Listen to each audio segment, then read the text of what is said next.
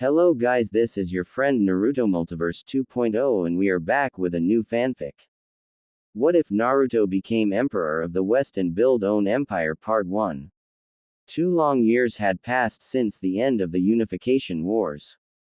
2 years since the lands of the Western continent were united under a single ruler since the time of the Six Paths Sage, thus leading the people into an era of prosperity and peace. The city of Kimen, also known as the imperial capital, located 20 miles inland from the Western Sea, and accessible from the Kimen River, which its way halfway through the northern continent, ending at its namesake. The imperial capital also served as a hub for trade, as did South Ichiyama in the southern region. The nerve center of the unified West was the imperial complex. Think the imperial palace in Japan. Located at the heart of Kumon City, which served as the imperial capital, the 2-mile complex sat on top of a small hill and was heavily fortified, as it once belonged to the late Kimen warlord Rokenbungi Oda. Now, it served as the center of the unified West. Spanning 2 miles, the 4-story imperial palace, which served as the residence of the emperor. The top 2 floors were reserved for the emperor, while the bottom 2 floors were for their guests. Aside from the imperial palace was the Hall of Sovereigns, of which the emperor, the empress and their 16-member imperial council, 8 from the empire's high-ranking samurai and shinobi clans and 8 civilians and nobility who were the elected representatives of the people, met 3 times a week to conduct and manage the government. The House of Sovereigns also contained his throne room, where the royal couple would usually receive their guests, seated on their thrones, as well as their joint office. Speaking of the emperor, he was inside his office, taking on his greatest foe yet. A foe so devious, so cunning, that it almost made him wish that he was fighting his former self, the Akatsuki, the legendary Sannin and Hiruzen Sarutobi at once. A foe so cold and ruthless, that even Orochimaru would be sent screaming in terror from its presence. That foe was paperwork. House of Sovereigns, Office of the Emperor and Empress Consort. I should have known this job had a catch to it. Honestly, I don't see how my old man could have done this. Leading an army into battle was much easier. The Emperor of the Unified West sat behind his desk, going through the mountain of paperwork, grumbling under his breath about how his wife was able to escape from the abomination of paperwork while he was stuck with it, and of the unfairness of it all. 18 years old, he had came a long way since his days as a Konohagakure genin. He was no longer the loudmouthed, orange-loving, ramen-consuming knucklehead who screamed that he would be Hokage one day. The years he had spent in the West had changed him. Forged in the fires of war, trained in the ways of the shinobi and the samurai. Standing at 6 feet tall, with a wiry, muscular frame, the face a spitting image of his father. The whisker-like marks on his face, a sign of him being a Jinchuriki, were gone. His blonde hair had taken on a reddish hue, a sign that he was of Uzumaki blood, the facial stubble on his face also the same color. Blue eyes showed intelligence combined with ruthlessness when needed be. His style of clothing also changed as well. No more did he wear orange, which screamed, "Kill me." Instead, he took to wearing mostly black, since it can go with anything. The emperor dressed simply, as it had reflected on his childhood, a white shirt with a tight collar and the sleeves rolled to his elbows, black vest, pants and boots. His longcoat remained on the hanger, while his black cage-style hat hanged alongside the longcoat. The hat was mostly used to conceal his identity, mostly when he traveled abroad, which was often. The Emperor of the Unified Western Empire, Naruto Uzumaki Namikaze, sighed. "Screw this," he muttered. Making a cross with his hands, he channeled his chakra and uttered the words, "Kage Bushin." In a poof of smoke, 5 shadow clones appeared. Naruto rose from his seat and retrieved his longcoat. "Finish up the paperwork. I'm going for a walk." "Yes, boss," the clones acknowledged as they got to work. Longcoat fluttering in the breeze, Naruto walked down the halls of the House of Sovereigns. Servants bowed to him as he passed, to which Naruto responded with a nod of the head.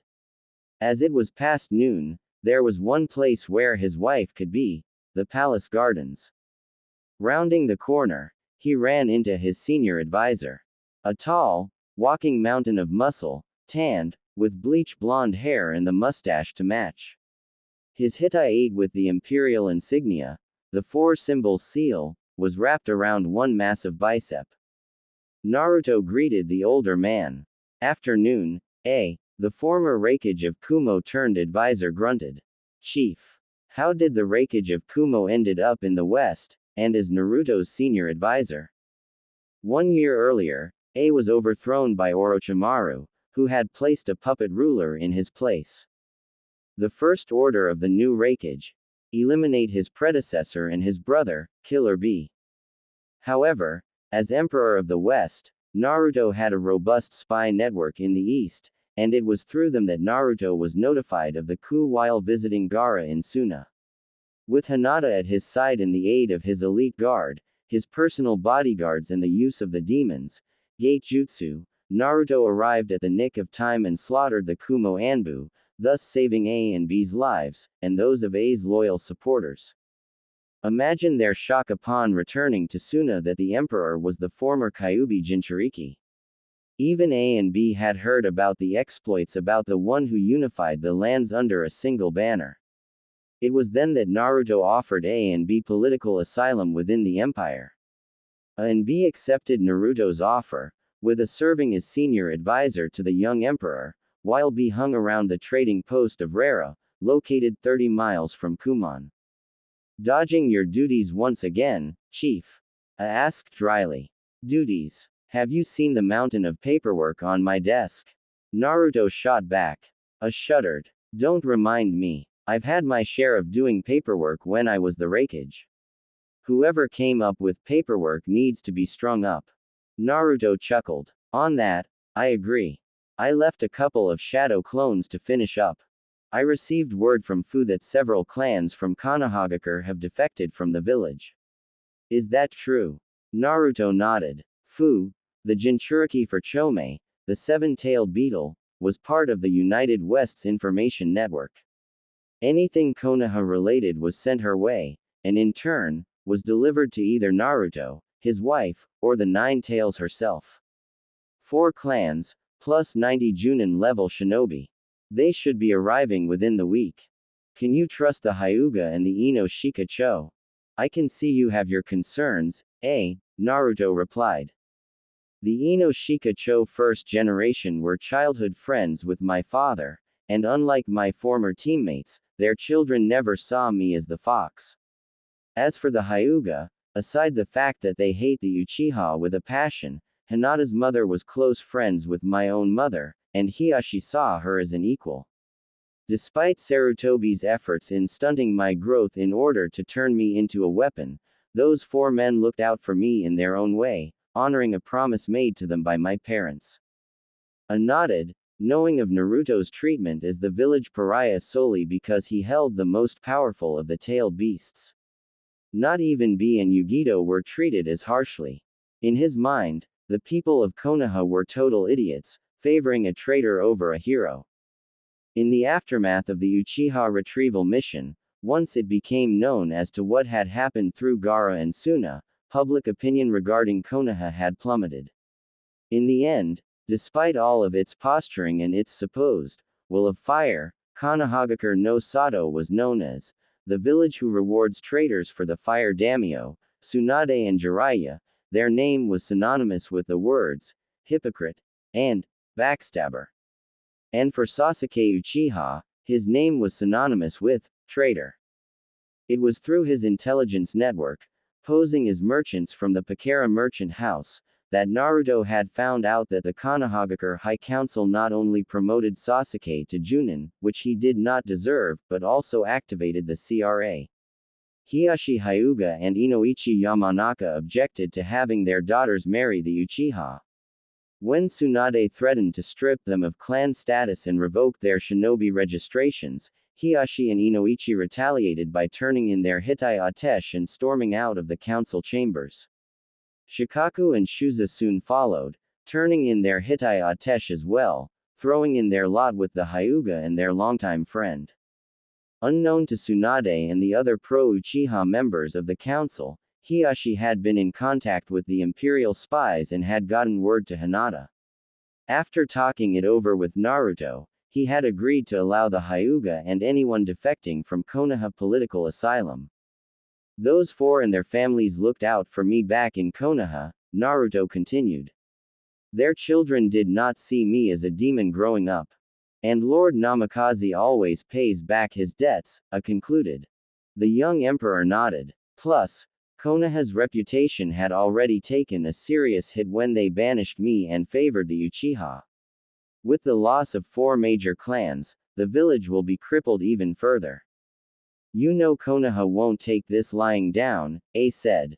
They already did, Naruto replied.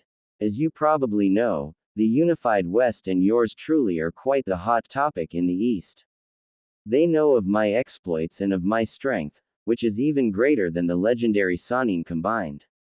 If Konoha attacked the defecting clans who were traveling with the Pakara merchants on the way to the coast, I nodded in understanding. It would set off an international incident, and would make Konoha lose face, attacking an unarmed convoy. Impressive, Chief. Naruto grinned. Thank you. If you need me, I will be at the gardens. I smirked as he nodded knowingly before walking off in the opposite direction. Imperial Complex, Palace Gardens. The Palace Gardens, think Shang Tsung's Palace Gardens without the Outworld-related stuff, was the favorite spot of the Empress Consort of the United West. Her husband had built it for her, obtaining various rare flowers from East and West. Located at the back of the complex, Naruto had it done for Hinata as a wedding gift, seeing as how his wife loved flowers. Kimen had several gardens and parks, as well as training grounds for its shinobi and samurai, but this was for the emperor's personal use. Seated under one of the trees, was the Empress Consort of the West.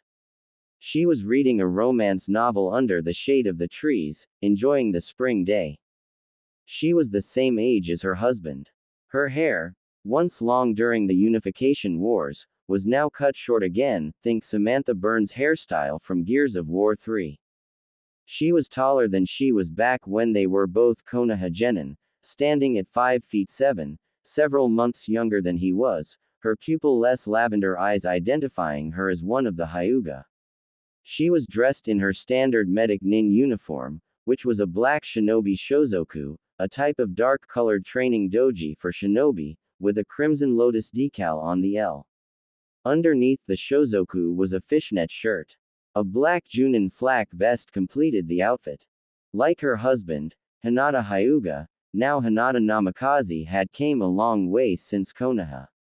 When the Uchiha was pardoned and Naruto was banished, Hinata was sent along with him by her father in order to keep the Hyuga Council from branding her with the caged bird seal. In the years following her exile, she too had been forged in the fires of war, having become Naruto's second in command.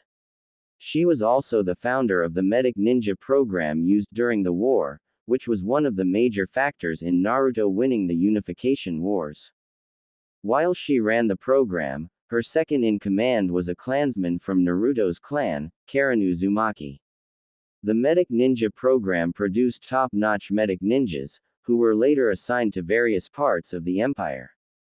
Karen was also a former Otogakur Kunoichi who had defected from Orochimaru because of his inhumane experiments on the sick in his quest for immortality. Aside from being a highly skilled medic, Hinata was also trained in the assassination arts by Yugito Ni, as well as political intrigue by the elderly Sanshi.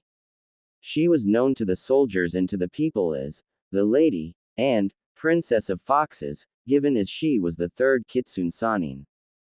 She continued to read her novel as she felt her husband's presence behind her. She had gotten better at detecting his chakra signature. How is it that you can sneak away from your duties at the hospital, while I have to use shadow clones to get away from the mountain of paperwork left on my desk? Hinata closed her book and looked up at her husband, who was leaning up against a nearby tree. Karen took over for me at the hospital, Hinata replied, rising to her feet. Unlike the wives of the daimyos in the east, Koyuki Kazuhana being the exception, Hinata had an active role as the empress of the imperial nation as head of the imperial medic corps, which was one of the major reasons she was respected by the shinobi and samurai. Of course, she was not exempt from the horror that was paperwork. Naruto walked over to her. Really? He asked, slipping his arms around his wife's waist, smiling broadly. Really? Hinata replied, returning the smile. I missed you, she added, wrapping her arms around his waist. She had to go to the hospital early for a meeting with Karen and Kokura Yamada, leaving Naruto in bed alone. The moment, however, was ruined with the arrival of one of the kunoichi who was part of the Hellcats. Commanded by former Kumo Kunoichi and Jinchuriki Yugito-ni, the Hellcats was one of several elite special forces units under Naruto and Hinata's command. The Hellcats were all female, consisting of both kunoichi and onna bugaisha, female samurai, and identified by their khaki flak vests. Both Naruto and Hinata were former understudies of Yugito, as she had taught the both of them assassination techniques, which came in handy during the Unification Wars. Chief. Lady Hinata. Naruto frowned, while Hinata giggled. Releasing Hinata, he turned to face the kneeling Hellcat, who had arrived via Shunshin. He recognized her as Yugito's second-in-command. Yes, Kumi, what is it? He asked, annoyed that his Hinata time was interrupted. Forgive me for interrupting, but I bring word from General Ni herself, the Hellcat replied. There is an 5-man envoy from the east en route to the complex. General Ni has identified them as shinobi from Otogakur no Sato. Naruto's frown deepened. Who is leading them? Hinata asked. General Ni has identified them as the Sound Four and the leader of the envoy is Kabuto Yakushi. They should be arriving within 5 minutes.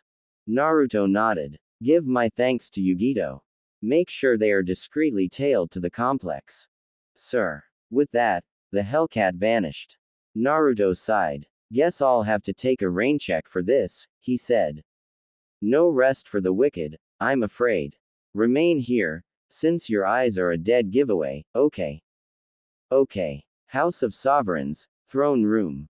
Seated on his throne, Rinnegan activated Naruto eyed the white-haired man with a combination of disdain and suspicion.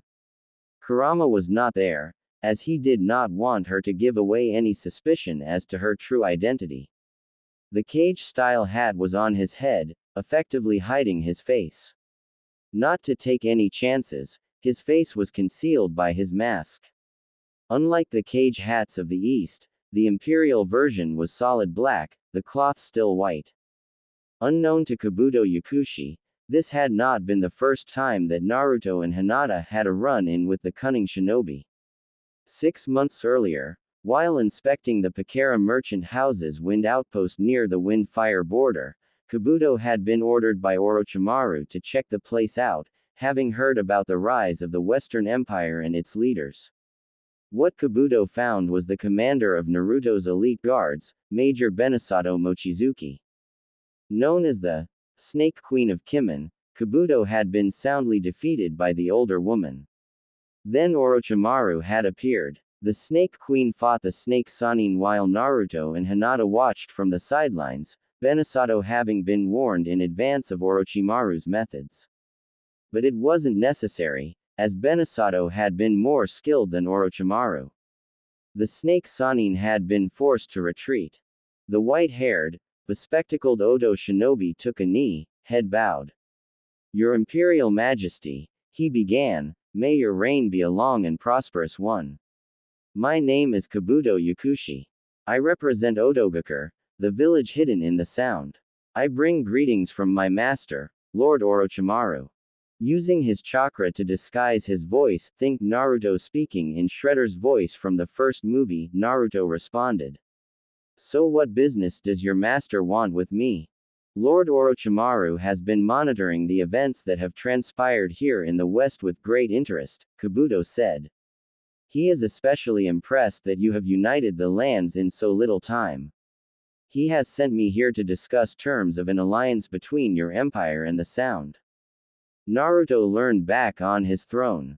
Tell me, Yakushi, what would I gain should I ally myself to the Sound? You would have the backing of one of the most powerful ninja in the East, Kabuto said. Despite our small numbers, you would mostly benefit from Lord Orochimaru's guidance. In other words, take over my body since Sasuke is off limits, and use my army to invade Konoha, Naruto thought darkly. The young emperor made it look like he was in deep thought. I am sorry, but a military alliance is not in the empire's best interest. You misunderstood me, your majesty. Kabuto began, but was cut off. Oh, don't be coy, Yakushi, Naruto replied. Do you really think that you are the first from the east to ask for an alliance? First it was the rock, then it was the cloud, you make number 3. The people has seen war since the era of my great ancestor, the Six-Paths Sage. Kabuto's eyes went wide. You're a descendant of the Six Paths himself.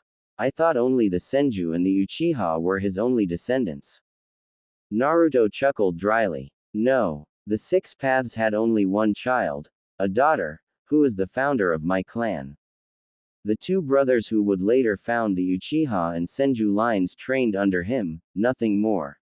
When the Six Paths died, they changed their lineage to make it so that they were his progeny, and tried to murder his daughter. Despite the Senju founder wielding the Mokoten and the Uchiha wielding the Sharingan, they were no match for the Rinnegan's power, and were beaten. After that incident, she fled here. It was a half-truth, actually. The Uzumaki clan ancestor did not flee to the west, but instead settled in what was to be known as Whirlpool Country. But we are getting off subject, Naruto continued. The people has seen war since the era of the Six Paths. Unlike the people of the East, they have not known a lasting peace. I saw the lawlessness of the lands and I gave them the peace they desired. I am merely a servant of the people and even an emperor must listen to the will of the people.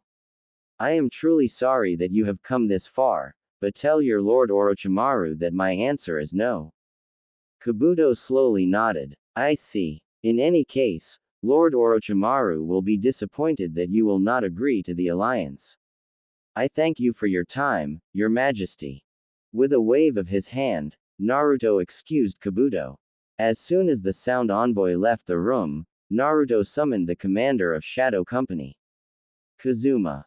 Emerging from the shadows as if it was water, was the head of the Kazuma clan, and commander of the appropriately named Shadow Company. A bald, wiry man in his early 50s, Hideo Kazuma was the first to swear loyalty when Naruto had killed Rokubungi Oda. The Kazuma clan were masters of a rare bloodline called Shadow Release, which allowed them to cover major distances by using the shadows of various objects. You called, Chief? Kazuma asked. Have your men tail Yakushi and the Oto envoy, Naruto ordered, removing his mask and returning to his normal voice. Make sure that they are on the first boat out of Kimen. I don't trust him, or the snake. Between the snake and Konoha, I hate Orochimaru more. See to your orders, Kazuma. Kazuma bowed. Right away, my lord. As Kazuma sank back into the shadows, Naruto frowned. Orochimaru was taking an interest in the empire, and even though the snake-loving pedophile was on the back burner, he was a legitimate threat. No way am I letting the snake destroy Konoha, Naruto thought as he deactivated his Rinnegan and removed the hat and mask. That responsibility falls onto me. Looking at his watch he mentally cursed to himself. Damn. Thought I had more time before the meeting with the council. Oh well. Imperial Council Chambers, minutes later. The council hall inside the Hall of Sovereigns was as big as the council chambers back inside Konoha. The council chambers consisted of 3 long tables, the first containing the seats of the emperor, the empress consort, and their advisors. 2 tables located on either side of the emperor's table faced each other, each containing 6 seats for either side. The council was chosen by Naruto and Hinata personally to serve as ministers of their respective fields. The meeting was straightforward. Aside from a uprising of malcontents loyal to Oda which was quickly crushed before it could gain steam, and the financial situation concerning the southern Badlands, there was nothing worthy to report. Good thing that they only met 3 times a month. At the lead table, Naruto and Hinata sat side by side. Next to Hinata was Aon Kurama, in her human form. Next to Naruto was the patriarch of the Uzumaki clan, Takuma Uzumaki. As the Uzumaki clan was famous for their fuinjutsu, Takuma was his uncle, as Kushina was his older sister. Unlike Kushina and her son, who both wielded the Rinnegan, Takuma was a fuinjutsu master. He was also known as the Maelstrom of Whirlpool, given both his natural fighting abilities, as well as his short temper. When Whirlpool had fallen in the last Shinobi War, Kushina, despite being Minato's wife, did not fully trust Konohagakure, and had ordered her brother to flee elsewhere. Taking 500 Uzushiogakure shinobi with him, half of them being Uzumaki clansmen, Takuma fled to the west, and had set up shop in the northern continent. Upon hearing of a rising warlord with the same surname as his own, Takuma sought him out, and found out that the warlord in question was his own nephew. After hearing Naruto and Hinata's story, from his time in Konoha up to being the scapegoat for the Uchiha's attempted defection, which led to his defection, Takuma was furious. But in the end, Naruto had gained family, and more importantly, allies to his cause. When the West was united under Naruto's rule, he had been the first to accept a position of senior advisor to the Emperor and Empress consort alongside Kurama. Like the shinobi in both the East and West, the samurai also had their own ranking system. An apprentice samurai was the same as a shinobi in training, and received instruction from the academy, the imperial schools where up-and-coming shinobi and samurai learned how to fight. The largest of the schools were in the imperial capital, Kurata Port, South Ichiyama, and Tears Point. Once the amateur samurai passed a series of physical and mental exams, they became Aonisebushi, amateur samurai. It was the shinobi equivalent of genin. Unlike the shinobi system, the Aonisebushi would be assigned to either a 3-man cell or apprenticed to an elder samurai. After 2 years, the Aonisebushi were eligible to be promoted to Chukanbushi, middle samurai. The Chukanbushi is the most common rank of samurai, and was the shinobi equivalent of chunin. They were the foot soldiers and archers, the main bulk of the samurai forces under Naruto's command. It is there that the Chukanbushi had to prove their worth.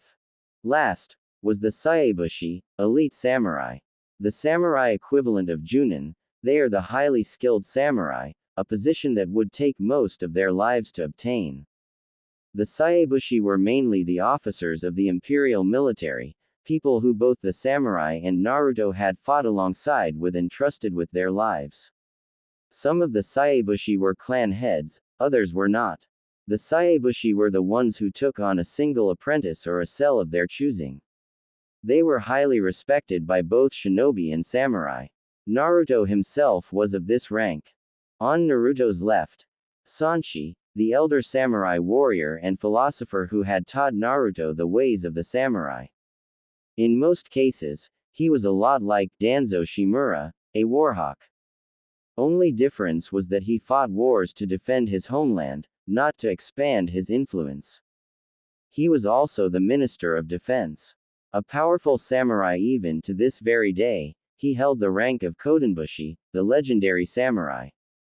In his younger days, as Naruto and Hinata had later found out, he had traveled in the east, defeating Hiruzen Sarutobi, Hanzo the Salamander and even the Sannin. During the Unification War, he had invited Naruto to his village and Naruto became so impressed with the old man, that he asked to be trained in the ways of the samurai. When the empire was created, he was the first that Naruto had invited to be on the council. Despite his old age, Sanshi was well respected by samurai and ninja alike. His granddaughter, Sana Sanshi, who was a member of Yugito's Hellcats, served as part of Naruto's elite guards. He was also the only person who could still kick Naruto's 6 falls out of 10. Next was Eiji Kibagami, also from a respected samurai clan with connections in Iron Country, as he had family there, which was helpful when Naruto negotiated a trade agreement between the Empire and Iron. A hard-punching, hard-drinking samurai with a mouth that would make Tayuya blush and Hidan green with envy, he was the first to join up with Naruto in his ambition. He was a Saisebushi-level shinobi who served as the Minister of Samurai Affairs.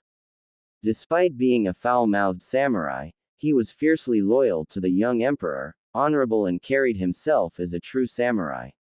It was also a known fact that he and Kasumi Ehara were romantically involved. His pet wolf, Bijumaru, was at his side. Like Sanshi, Eiji had a member of his family as part of the elite guard. His nephew Hideo Kibagami served proudly. Next to Kibagami was the head of the Chiba clan, Kota Chiba, a Junin who served as Minister of Shinobi Affairs. The Chiba clan was a line of ninja who practiced a deadlier style of taijutsu that would put even Rock Lee and Maida Gai to shame, the taijutsu used originally as an assassination technique. Like Sanshi's granddaughter and Eiji's son, her eldest son, Takashi, served as one of Naruto's elite guards, a high honor for the Chiba clan. In most ways, the Chiba clan reminded Naruto of the Inuzuka, fiercely loyal to the pack. Sitting next to Kota was her childhood friend and fellow ninja, Kokura Yamada. The eldest daughter of a former nobleman and a mist refugee, she was the diametric opposite of Zabuza's partner Haku, as her attacks were fire release attacks. A Tokubetsu Junin shinobi, she was the Minister of Health, having been picked for the decision by Hinata herself. In an interesting side note, her bloodline allows her to endure an opponent's fire attacks unscathed. The Yamada clan also had a reputation for being top-notch healers whose skill rivaled that of Tsunade in her prime. Next to the fire-wielding mistress was the regal Kasumi Ehara. She was a Saisebushi-level samurai who served as Minister of the Interior. The Ehara was the most powerful samurai clan in the southern region, in both influence and skill, and aside from the elderly Sanshi who resided on the northern continent, was one of Naruto's major supporters. Kasumi herself was a legendary warrior in her own right, having led troops into battle. Despite being in her 40s, she looked younger. When her husband was killed by Oda's hand, he was about to claim Ehara for his own.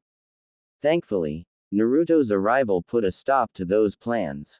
Her best friend, Murasaki Shibiku, was a popular author of romance novels and poetry, Hinata being her biggest fan. It was also gaining prominence over Jiraiya's Ika Ika series in the East. Seated next to Ehara was the head of the Okajima ninja clan, Hayate Okajima. Nicknamed the Tengu, because of his habit of wearing a Tengu mask to battle, the Okajima clan were skilled in ninjutsu, assassination techniques and rakan. They were the natural rivals of the Shinto clan, who favored open combat over covert assassinations. Naruto had approached the Okajima clan head for an alliance. Hayate was impressed by the boy's bravado and tenacity that he signed on to Naruto's side. Once the war was over, Naruto had returned to the Okajima clan their lands which were taken from them by one of the more corrupt daimyos. In return, the entire Okajima clan swore their eternal loyalty to their new emperor. On Hinata's right, Ryuji Shinzen and his wife Haruka Shinzen, the heads of the Western Empire's premier mercantile guild, Pakara Merchant House, and co-ministers of finance.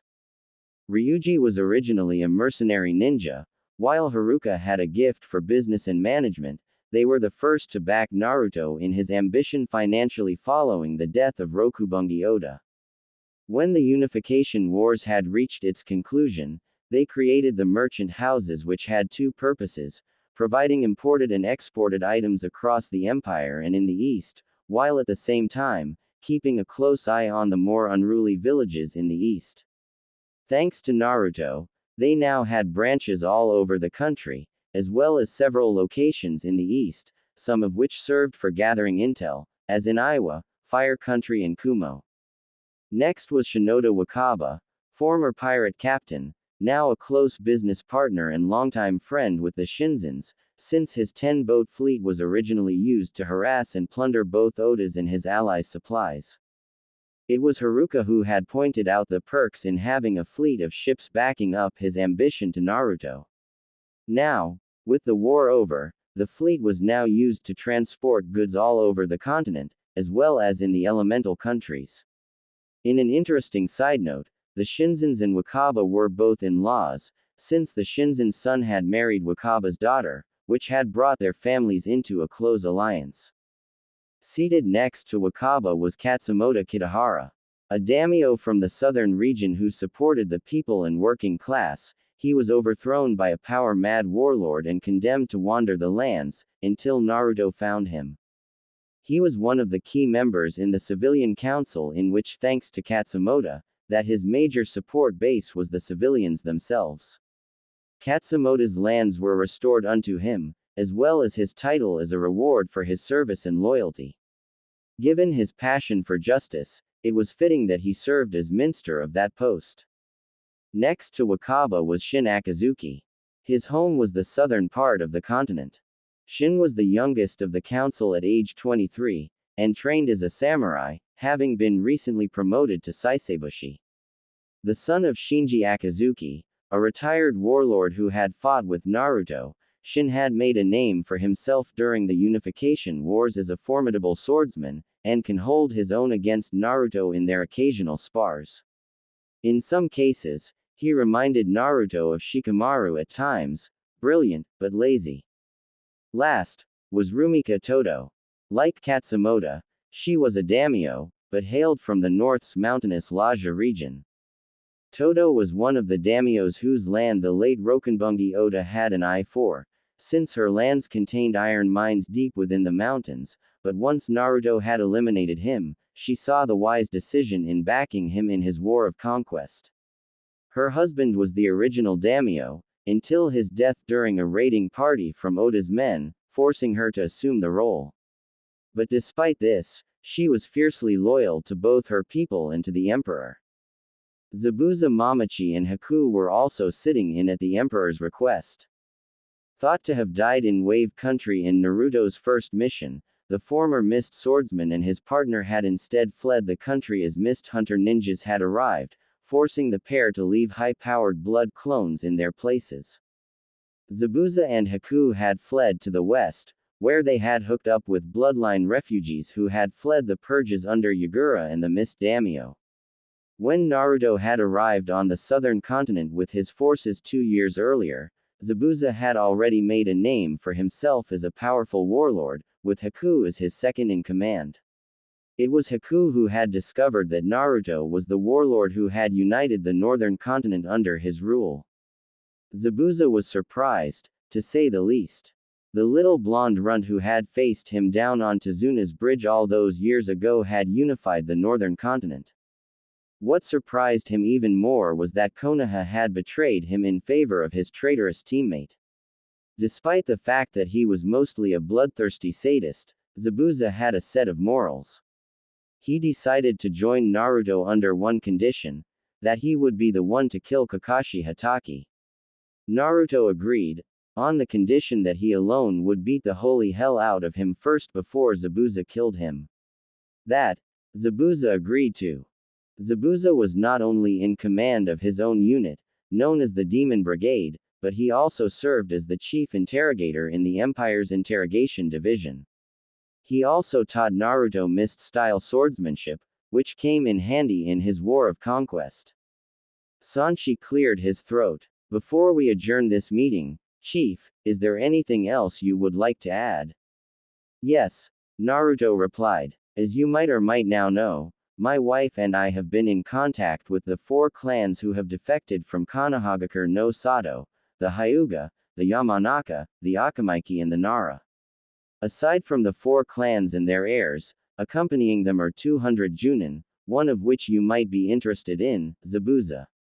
His name is Ibiki Morino. Zabuza recognized the name. Ibiki? Yes, I know of his reputation. Said to be the best in interrogation and torture. Who is he? Eiji Kibagami asked. He is a Tokubetsu Junin, Hinata explained. Some would describe him as a sadist. Oh, sounds like someone you would like, Mamachi, Eiji snorted, ignoring the sour look Zabuza had given him. Please continue, Lady Hinata. His interrogation techniques are stuff of legend, Hinata continued. Even when Naruto and I were coming up in the Shinobi Academy, Ibiki was someone to be feared. He has the unique ability to cause great pain and suffering without resorting to physical torture. His interrogation skills rely mostly on the ability to torture the mind. His knowledge on human psychology is top-notch. Ibiki is a firm believer of gaining control over a person's spirit by attacking the mind. That much is true, Zabuza said. You can say that I am an admirer of his work. Back in my Seven Swordsman days, Kisame had chosen to kill off the shinobi belonging to Mist Cipher Division rather than allow them to fall into his hands. Charming fellow, Kusumi Ahara dryly noted.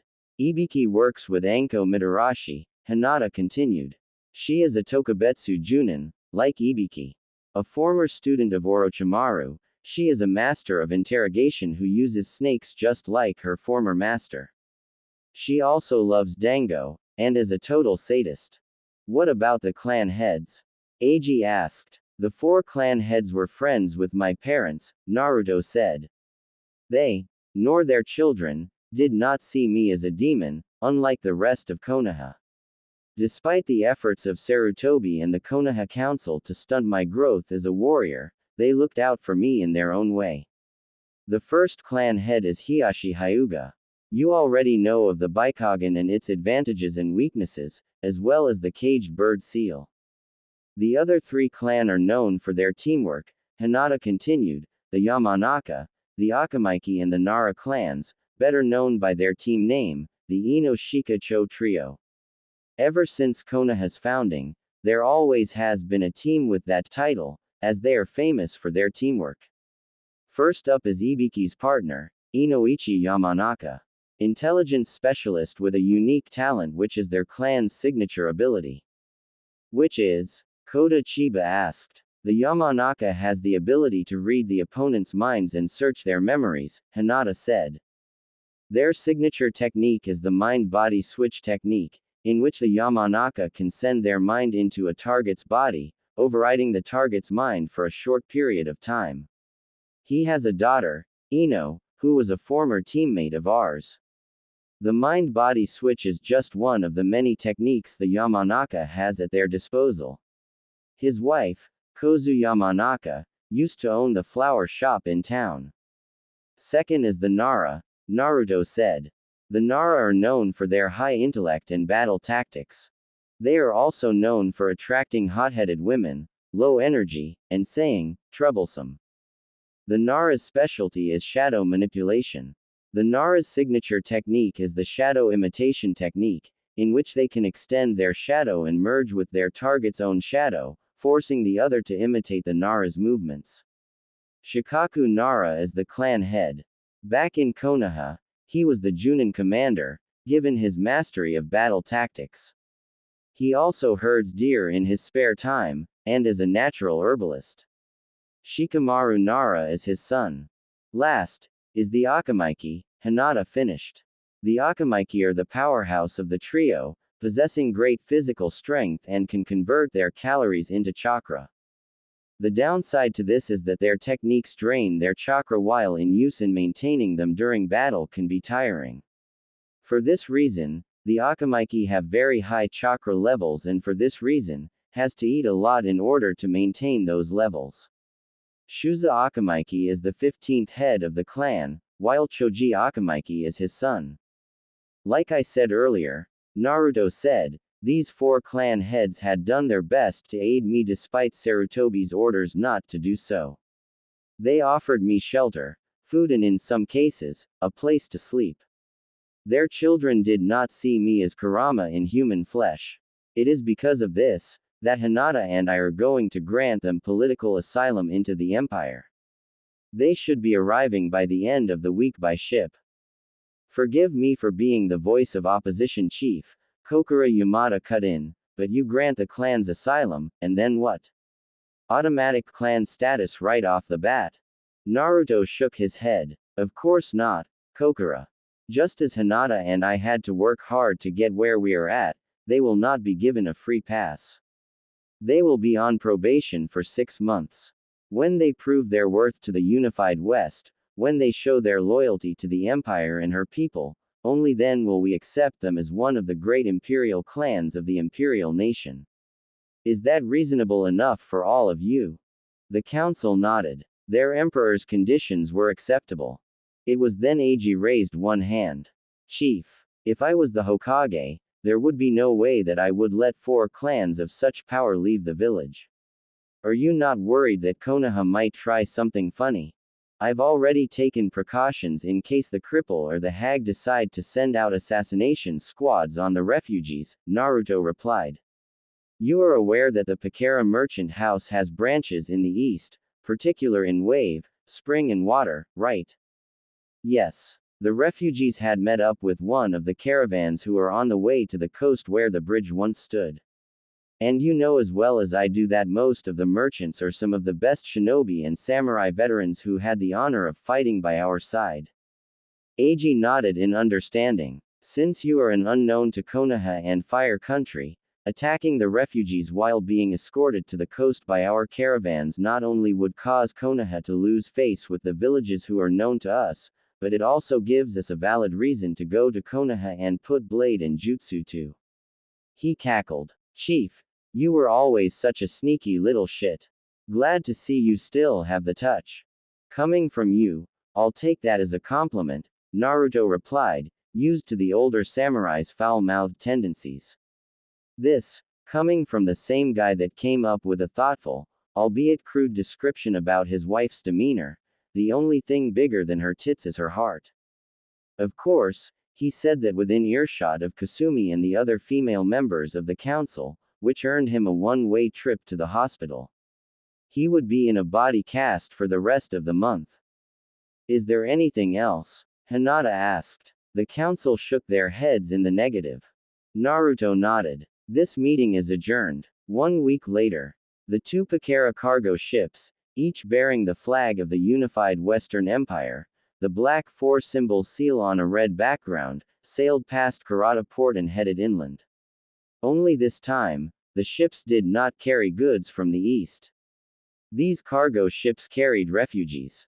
It had been a week since what would be known throughout the elemental countries as the Konoha Exodus, in which 4 major clans and more than 100 shinobi had turned in their Hitai Atesh and walked out of Konoha. Tsunade and the Fire Lord could not charge them with desertion, as they had willingly resigned from the shinobi forces. Standing on the deck of the first ship, was Hiyashi Hyuga. It had been 6 years since he had last seen Hinata, having sent her away with Naruto in order to spare her being branded with the caged bird seal.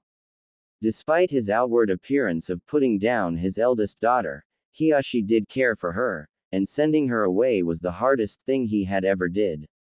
But Hinata was smitten with Minato's kid and sending her with him was the best idea at the time.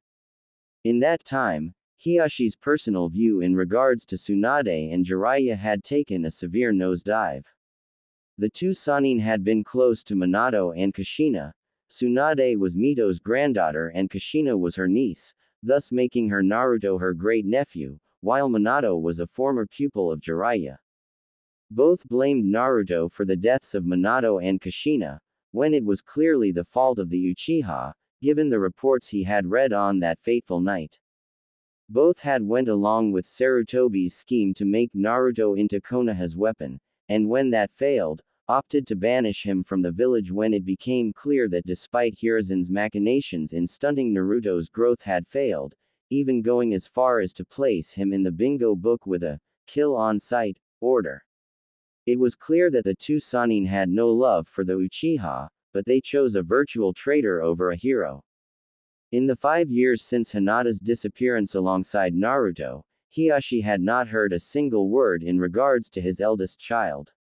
Then, word began to leak out about events happening in the West. A place so war-torn that not even the Sanin nor the Akatsuki would be in their right mind to venture there, was finally united under the rule of a warlord and his medic ninja wife, having been named emperor and empress consort. When the Pakara merchant houses began to emerge in several key locations, caravans began to appear in Konoha, selling their wares. One such branch was in over the border in Wind Country. That was how Hiyashi had found out through one of the merchants, who worked with the Empire's information network, that his daughter was still alive, having fled west and fighting in what was to be known as the Unification Wars alongside Naruto. When the merchant told Hiyashi that Naruto was now his son-in-law, he was not surprised in the least bit. What surprised him was that the Empire had been keeping tabs on Konoha and several other villages in the east. The Empire also knew about the tensions threatening to boil over in Konohagakure, which is why the Emperor and Empress consort had reached out to Hiyashi. Should things in Konoha get worse to the point that the Hyuga and the Ino Shika-cho could not stay, then the Emperor and Empress consort will allow them to migrate to the Western Empire. But there were two obstacles that were in the Hyuga clan head's way. The Council of Hyuga Elders, who had supported the council, and the Godime herself. The same council who had forced his twin brother to either take his place in the Kumo incident or else his son would be killed. The same council who had voted to brand Hinata with the caged bird seal and personally take over Hanabi's training, to make her an emotionless doll. The council and their supporters would be in the way should he decide to take the clan and leave Konoha, to return to the west, the land of his ancestors. Hiyashi knew this, as did his twin brother, Hizashi.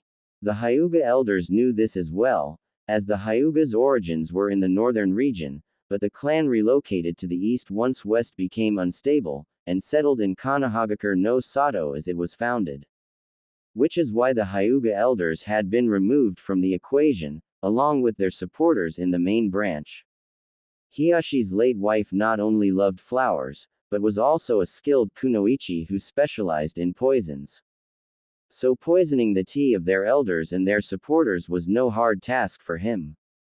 With those in the main branch backing him and the full support of the cadet branch, Hiyashi had wiped out the elders and their allies. When Tsunade demanded an explanation as to what had happened, all he replied was that it was clan business, that he and his supporters had averted a civil war by eliminating the traitors to his clan. The final straw came with Higadime, and the Konoha Council had attempted to force his youngest daughter, as well as Inoichi's daughter, the Snake Lady, and his nephew's romantic interest into the Clan Restoration Act.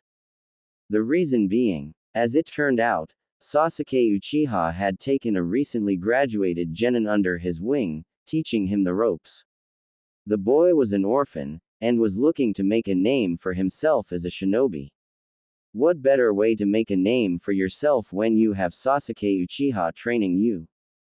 Then, 3 weeks ago, when the kid made Chunin, Sasuke showed his appreciation by shoving a Chidori into the kid's chest, killing him instantly, but more importantly, gaining the eyes of the betrayer, the Magankyu Sharingan.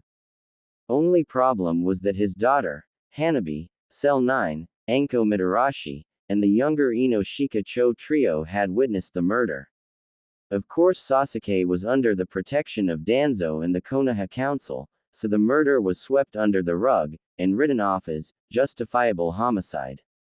Only the elder Ino Shika-cho and Hiyashi had backed their children and Cell 9, while Sasuke had the backing of both the Godime and the Council. Then, it all came to a head a week ago. Flashback. Konoha Council Chambers. The tension was thick inside the council chambers. On one side was the civilian members of the council, the merchants and the wealthy elite of Konohagakure no Sato. On the other side, was the shinobi clan heads of the council, Inoichi Yamanaka, Hiyashi Hyuga, Shikaku Nara, Shuza Akamaiki, Sum Inazuka, Asuma Sarutobi, Shibi Aburame and Kakashi Hataki. Their children sat alongside their parents. Anko Mitarashi was even present at the council's request. Seated at the head of the chambers, flanked by her advisors, Kaharu Udatane and Hanmura Mitokado, was Tsunade Senju, the Godime Hokage of Konoha. Standing in front and to the side of the Godime, was the Warhawk and commander of the Root Anbu, Danzo Shimura. Standing next to him, looking smug over the fact that he had gotten away with murder, was Sasuke Uchiha, now Danzu's protege and the number 2 guy in the Root Anbu. What is this meeting about? Inoichi demanded. Kaharu cleared her throat. It is clear to us that there is quite a bit of tension in Konoha after that dreadful business with that Chunin that the Uchiha had studied under. Dreadful, Tenten parroted. He shoved a Chidori into the guy's chest in front of my cell, Anko, Hanabi and the Ino Shika Cho. We see it as justifiable homicide, Hanmura frowned. Shikaku Nara grunted. Justified only because you sacrificed a Chunin just so that the Uchiha runt could get the Magankyu. You should watch your mouth, Nara, Sasuke threatened. I am the prince of this village. No, you are a blight, the lazy Nara head retorted. You are too troublesome for your own good, even as Danzu's lapdog. Sasuke glared at the Nara clan head, Junin commander, Sharingan ablaze. I'm nobody's lapdog, Nara. I am an elite among elite. You should remember that well. Because I have no problem in showing you what the Magankyu Sharingan can do. Sasuke then jerked slightly. He then found himself pulling out a kunai from his pouch and holding it against his own throat.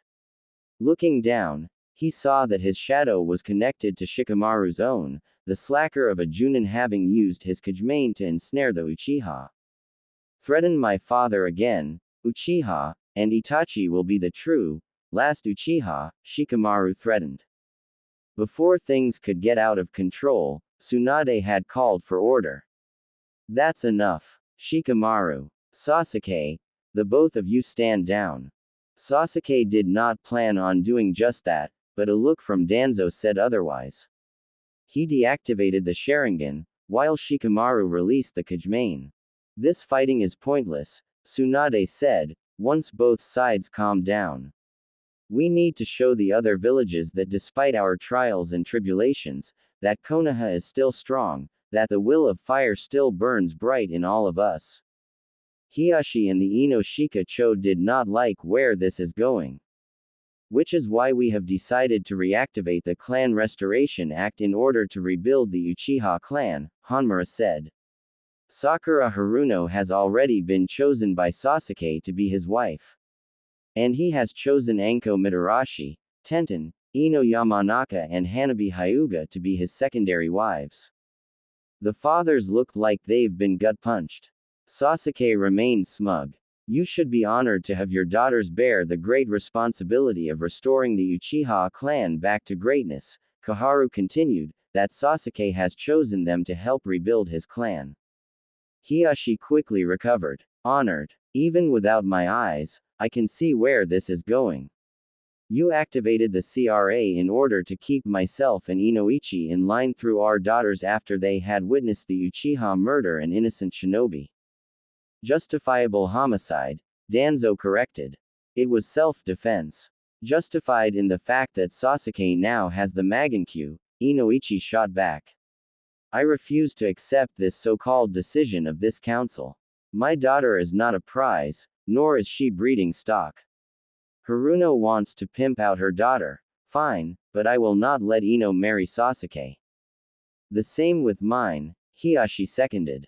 I would rather marry Orochimaru than spend one day as that bastard's wife, Anko snapped. Silence. Tsunade barked. The council has decided, and I have agreed. Your daughters and Tenten will be married off to Sasuke Uchiha by the end of the month. If you fail to comply, then I will strip you of clan status, and your children will become wards of the village. Either way, the CRA still stands, and the girls will be married off to Sasuke Uchiha. Do not test me on this matter. Lord Yamanaka, Lord Hyuga, please be reasonable, Hanmura said smoothly, trying to act as the voice of reason. Both of your clans have been here in Konoha ever since this village was founded by Tsunade's grandfather, which means that your clans are only clans because of your skills. Konoha has been good to your clans ever since you joined the village, and it would be a shame if that relationship ended so abruptly. Instead of thinking about your own personal, selfish desires, maybe you should do what's right. Inoichi had caught the underlying meaning, as did Hiyashi. Both men looked at their daughters, as if they were playing with their lives. Then Hiyashi slowly rose to his feet, and within seconds, stood before the Godime, her advisors, Danzo and Sasuke. Advisor Mitokado, you are absolutely right, he said. The advisors smiled, as did Sasuke. That is, until Hiyashi reached inside his robes and pulled out his Hitai-8. I believe the time to do what is right is now, Hiyashi said, dropping his Hitai-8, where it made a loud clink upon impacting the ground before walking out of the council chambers. Meanwhile, both generations of the Ino-Shika-Cho looked at one another, and nodded in understanding. It was time to go. At the same time, Hanabi pulled off her own Hitai-8 and dropped it alongside her father's own. Clink. Clink. Neji Hyuga's forehead protector landed on top of the Hitai-Atesh left by his uncle and cousin. Clink. Clink. Tenten and Rock Lee's Hitai-Atesh landed on top of their teammates. Wait. Kaharu shouted. You can't do this. Clink. Inoichi's Hitai-8 landed on the growing pile. Clink. Shuza. Clink. Choji. The sound of metal striking the floor was making Tsunade even more angry. You are shinobi of Konohagakure no Sato. Remember that. Kaharu shouted. Clink. Both Ino and Anko gave Sasuke the finger as they walked out, dropping their Hitai-Atesh as they walked out. This is sedition. Treason. Danzo shouted. Clink. Shikaku and Shikamaru's Hitai-Atesh lands on the pile at the same time. No. Consider this our resignation, Shikaku drawled as he and Shikamaru walked out of the chambers.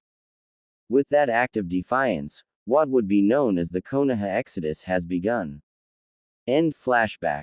A Ryo for your thoughts. The voice of Shikaku Nara brought Hiyashi back to reality. Turning around, Hiyashi faced the now former Junin commander and his two teammates. You've been on edge ever since we've arrived, Shikaku said. Anything we should know that we don't already? Hiyashi looked at the three men. It was time to come clean. The West was the ancestral home of my clan, he began. The Hyuga originally came from Kimin, now the imperial capital. When the wars intensified, my clan moved across the sea to the east and settled in Konoha. So in effect, you are coming back home, Shuza said. Hiyashi nodded. There's more. Once the wars here were done with, and the Pakara merchants began to arrive, I was visited by a member of the merchant house, who gave me a message. Both Naruto and my daughter had fled to the west when Uzumaki was banished and had fought in the Unification Wars. So the kid's still alive, Shikaku said, nodding. Given who his parents were, it's really not surprising. Through the merchant, Hinata and Naruto had both promised myself and whoever came with the clan political asylum in the west should things get out of hand back in Konoha. Sounds like those two are pretty well connected with the emperor to pull that off, Inoichi said. Hiyashi nodded. It seems that way. Attention. We will be docking at the imperial capital in 30 minutes, the first mate shouted as he moved along the deck. Upon docking, you will be asked to produce identification, so have your ID cards out and ready. Anyone who does not comply will be taken to jail for the night, and you will be sent back east the following morning. Let's not get arrested tonight, people, it looks very bad on my record. Hiyashi sighed, the anticipation evident on his face. Can't believe it's been so long since I've seen Hinata. Come on, Hyuga, Inoichi said. We have to prepare. Kimin Harbor. The boat containing the four clans and a sizable number of Junin docked at Kimin Harbor. Once the boat was secured, the refugees began to disembark. At the end of the docks was the gates which led to the imperial capital. 2 guards, one shinobi, the other a samurai, were posted at the gates on guard duty. The samurai was older than his shinobi counterpart, and were studying the Konoha refugees as they approached. Caravan, citizen, pilgrim, tourist, or. Hiyashi stepped forward, brandishing the scroll. We are refugees from the east. My daughter sent this scroll through the Pakera merchant house. The two guards scanned the scroll for a brief moment before the shinobi disappeared via shunshin. Moments later, the shinobi reappeared, with Yugito and A in tow, the former appearing via flame shunshin, while the latter used a lightning shunshin. We'll take it from here, Yugito ordered. As you command, General Ni, the shinobi guard said, returning to his post. Hiyashi's eyes narrowed. You're Yugito Ni, from Kumo, he said, addressing Yugito. Isn't he the smart one, kitten? Matabi noted in a sarcastic tone. Yugito told her tenant to quiet down. Hiyashi turned to A. And what is the raikage of Kumo doing in the employ of the emperor? Former raikage, A corrected. He pointed to the Hittite which was wrapped around one bicep. I'm with the unified West now. He pointed to Yugito. She's been here longer than I have. Even fought in the unification wars, hence her rank. The emperor and his wife, well, they weren't that just yet. Rescued me from the Akatsuki years ago, Yugito explained. I fought alongside them, and now, I led my own unit.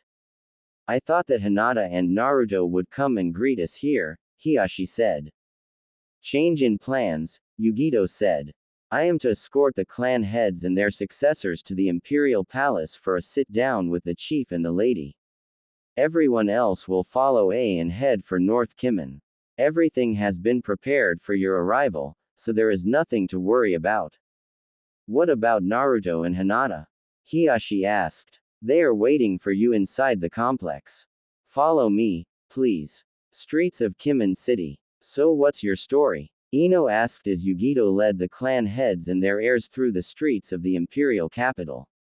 I fought alongside the emperor and his wife in the unification wars after they rescued me from the Akatsuki, Yugito explained. That was 5 years ago. Hard to believe that the emperor was just a snot-nosed brat back then. So the rumors are true. He's about our age then, right? Shikamaru asked. Yup. Shikamaru noticed that they passed the Suna consulate, which was identified by the Suna Junin standing guard at the gates and the Suna flag, a black background with the white hourglass, hanging out in the front. The Empire's friends with Suna? He asked. Yugito nodded. Yes. Suna is pretty friendly with the unified West. Tamari is Suna's representative here. We also have representatives from Spring Country and from Mist, each with their own consulates and representatives. Growing up, I heard stories about the West, Shuza said. That this place was so dangerous, not even Orochimaru would dare set foot here. Now, I see that things aren't as different here as it was back in Konoha. There's shinobi and even more samurai here than in the East. Yugito chuckled. Those in Iron Country originally came from here. I'm surprised that Konoha doesn't have a trading agreement with the Empire, Inoichi noted. The Emperor and Empress has eyes and ears back east, the blonde Jinchuriki noted. He nor his wife are big fans of Konohagakure. Even he knows that an alliance with a village known for its backstabbing and rewarding potential traitors solely because of their bloodlines is a bad political move. Shikamaru snapped his fingers. The Pakera merchants. Those are part of the Empire's spy network, right? How perspective of you, Nara, Yugito nodded. For a slacker, your intelligence is well earned. But you are partially correct. The Pakera merchant house seen in various locations in the East are in fact a legitimate mercantile guild. But some of its branches also house undercover informants and agents from our intelligence division. For all intents and purposes, Pakera Merchant House is just a humble merchant's guild. Clever, Hanabi said. Minutes later, Yugito and her escort arrived at the Imperial complex. The guards saluted Yugito, who responded with a nod as she led the group inside. Here we are. The Imperial complex. The nerve center of the unified West. Home to the Emperor and the Empress consort. Shuza looked around and let out a low whistle. Nice setup the Emperor has. Not too showy, but not too extravagant, either, he said as Yugito led them to the House of Sovereigns. And it is heavily guarded, Shikaku noted, sensing the chakra signatures around them. The shinobi were well hidden, while the samurai patrolled the grounds. Follow me. The emperor and empress consort are both waiting, Yugito said. Imperial Gardens, minutes later. Watching from the shadows, Naruto and Hinata Namikaze watched as the clan heads and their children took in the sights of the gardens. Hiashi looked pensive, as if they reminded him of something. Hanabi, Ino and Inochi marveled at the exotic flowers and orchids, rare in the east, but common in the west. Shikamaru, Shikaku, Shuza and Choji were looking around, taking in the surroundings. Deciding that they had kept their guests waiting long enough, Naruto and Hinata emerged from behind the group, standing at double arm's length. Naruto cleared his throat. Ahem. Upon turning around, the last thing that the clan heads and their children were expecting to see was the former dead last of the Konoha 11, only now, he was a spitting image of Minato Namikaze with Kushina Uzumaki's hair color, styled in the same manner as how Minato had worn it when he was alive. The whisker marks were gone, his face now shaven. Gone was the orange, as he was dressed in black, vest, pants and boots. The shirt was white, sleeves rolled up. But Hinata had shocked even Hiashi. She was dressed not in her shinobi uniform, but rather in a stunning black cheongsam with a white lotus imprint, looked incredibly regal in her appearance. Naruto tossed a glance at the sakura trees. The samurai believed that the perfect blossom is a rare thing. They could spend their entire lives looking for that one perfect blossom, and for them, it would not be a wasted life. No way, Ino whispered. Naruto. Here, in the West, they call me Emperor, Naruto replied. Wait, you're the guy who united the lands? Choji asked. The Emperor of the West that everyone back east is talking about. Naruto nodded. He then gestured to Hinata. Hinata also helped, as she fought by my side. She also is the founder of the Imperial Medic Corps. To say that the clan heads, their kids in Cell 9 were shocked were an understatement. The son of the Yellow Flash and the Red Death, once known as the unpredictable knucklehead shinobi, had once again lived up to his reputation of making the impossible possible. Naruto. Rock Lee dashed forward and engulfed Naruto in a bear hug, much to the amusement of his wife and the hidden shinobi guards inside the gardens. You are the Emperor of the West. Truly the flames of youth shine brightly in you. Gak. Lee. Air. Naruto gasped. Bushy brows had gotten pretty strong in the years since he had left Konoha. Oh, sorry. Lee apologized, releasing Naruto. Hinata's reunion with her family was less dramatic. A hug to her father, to which he had whispered, I'm so proud of you, and your mother would be too, followed by a second hug to Hanabi and a nod to Neji, who responded in kind. Shikamaru shook his head and chuckled.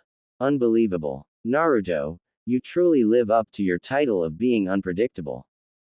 Just like his parents, Shikaku seconded. Glad you see so much of mom and dad in me, Naruto said. Take a walk with us. He and Hinata led the group down the garden's pathway, the clan heads flanking them, Hiashi and Shuza on Hinata's left and Inochi and Shikaku on Naruto's right. Cell 9, Hanabi and the Ino Shika-cho tailed behind. So how was the way in? Hinata asked. Scenic.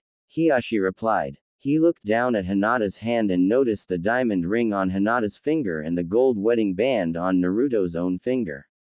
So, married. Hinata beamed. 2 years. We got married during the final battle at South Ichiyama. Ino, having overhead, asked, you two got married during a war? That's insane. Naruto shrugged his shoulders. It was a spur of the moment type of thing. The alliance that opposed me was consisted of 3 warlords in the southern continent. The first one was smart enough to defect to my side. The last 2 decided to attack at my base in South Ichiyama.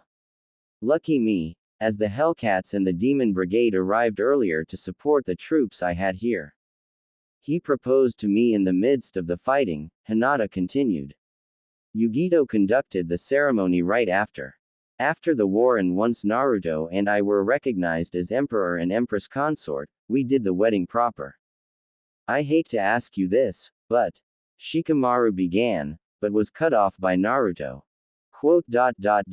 You want to know about the Jinchuriki who had disappeared, right? When Shikamaru nodded, Naruto confirmed it for him. The Akatsuki does not have them. I intercepted them and granted them political asylum here. All of the Jinchuriki are here. Inochi asked. With the exception of Gaara, who is running Suna, and the Biju who was sealed inside Yagura, the Jinchuriki are safe, Naruto confirmed. You know firsthand of the bigotry and discrimination that I had faced back in Konoha at the behest of Sarutobi and the two Sanin. It was the same in Mist and Iwa. Sure, Yugito and B were not treated as bad, but the animosity was still there. Here, the people see them not as containers, but as people. Han has made his home in the Lajja Mountains, acting as guardian to one of the mountain villages there. Roshi, the last I heard, was somewhere near Tears Point in the southern region. Utakata resides in Shinoko, also in the southern region. Fu lives here in the imperial capital, as she is a member of my intelligence division. B lives at one of the trading outposts, while A acts as one of my senior advisors. You already met Yugito, as she is the commander of her own elite unit, the Hellcats. Your actions in Konoha and elsewhere did no go unnoticed, Shikaku noted. I know, Naruto replied.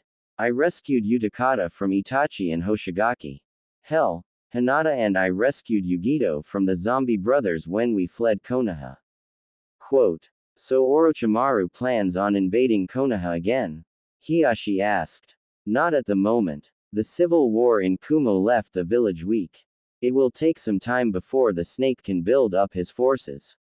He and Hinata stopped and faced the clan heads. You four were close friends of my parents. You and the Junin with you stuck up for me when no one else did. I never got the chance to properly thank you all for that. No one should ever go through life the way you did, Inochi said. Not even a Jinchuriki. Naruto nodded. As you know, I promised that day to make up your kindness, and today I will honor my word. Your families will be granted both citizenship and clan status, effective immediately. The Junin that came along with you will also be granted citizenship in the United West and will retain it provided that they serve the Unified West as they once served the Leaf. He turned to Hiashi. Lord Hyuga, there is one small matter that must be dealt with. Hiashi could only guess. The caged bird seal. The Emperor nodded. Thanks to Hinata, I found out how to destroy the seal. This is my only condition. If you have any problems with the clan council. The council and their supporters are dead, Lord Emperor, Hanabi interrupted. Naruto and Hinata exchanged glances before turning back to the heiress. Explain, Hinata ordered.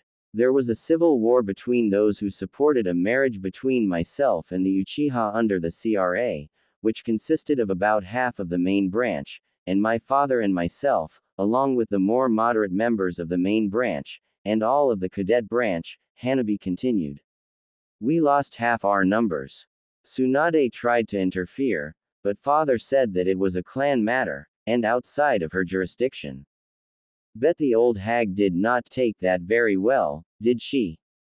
Naruto asked. Knowing her, she would have tried to force Hanabi to marry Sasuke in order to spare father's life, Hinata added. Probably wouldn't have done the same with Ino. Inochi blanched. You sure that was what Tsunade would have done? More than likely, Naruto replied. Your families and the others have been sent to North Kimen. Hinata and I will hold a quick meeting with the others there once you're settled in. Quote. Wait, Lord Emperor, Ino cut in. There's something else. No need for formalities, Ino, Naruto replied smiling broadly. We are still friends. You and the others can address me by my name while in private.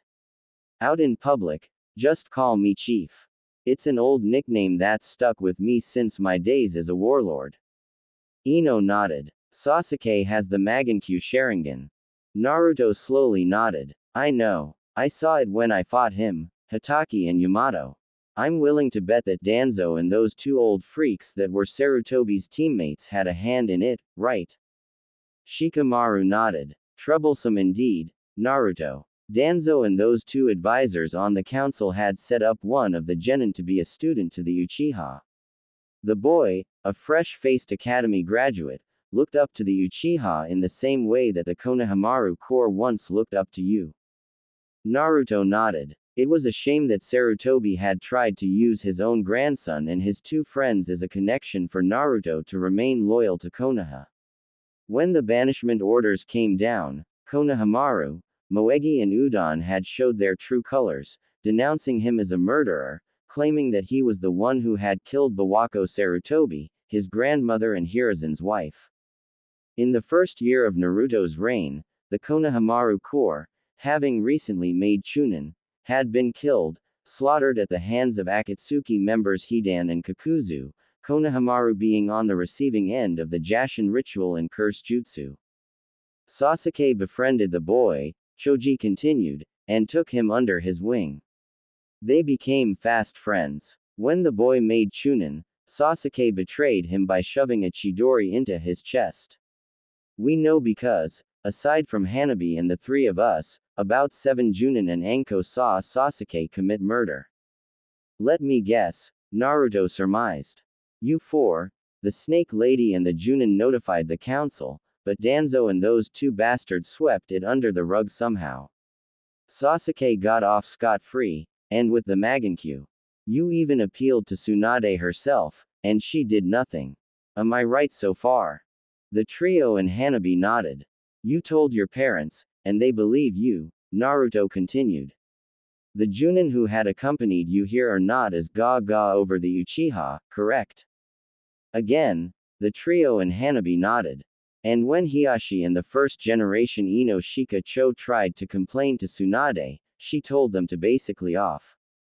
The CRA was the last straw, as it is through marriage does the Uchiha can reign in control over the Yamanaka and the Hyuga clans. Am I right so far? This time, the fathers of the girls nodded. Even after all this time, that idiot of a former teammate is still weak, Naruto surmised. Itachi's mercy was wasted on him. No matter. I have a buffer against the Sharingan, should the need arise. Which is, Shuza prodded. You are aware of the history of the Six Paths Sage, right?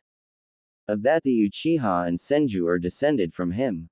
Naruto asked. When the gathered team nodded, Naruto continued. That's a lie. The Six Paths had only one child, a daughter, who is the founder of the Uzumaki clan line. The founders of the Uchiha and Senju lines only trained under him. It was through Madara that he had unleashed the Vixen upon Konoha when he fought Hashirama for control of Tea Leaf. Vixen, Hiashi repeated. You mean, yes. The Nine Tails is female, Naruto confirmed. Don't worry. Kurama's not here, he added, as he caught the clan heads looking around nervously. They breathed a sigh of relief. You'll meet her soon enough. Since you're all here, there's something else you should know regarding the Akatsuki. Something that not even Jiraiya and his information network does not know about.